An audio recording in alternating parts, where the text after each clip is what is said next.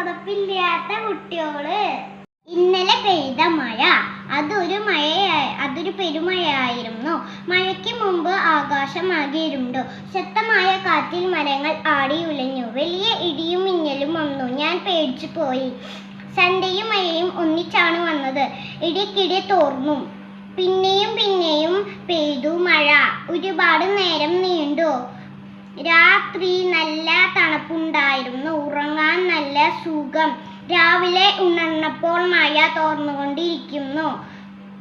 തൊടിയിലെ ചെടികൾക്കെല്ലാം പുതുമഴ കിട്ടിയ സന്തോഷം. വഴിയിലും ഓടയിലും കെട്ടിക്കിടന്ന ചപ്പുചവറുകൾ ഒഴുക്കിക്കളഞ്ഞ് മഴ അവിടം വൃത്തിയാക്കി.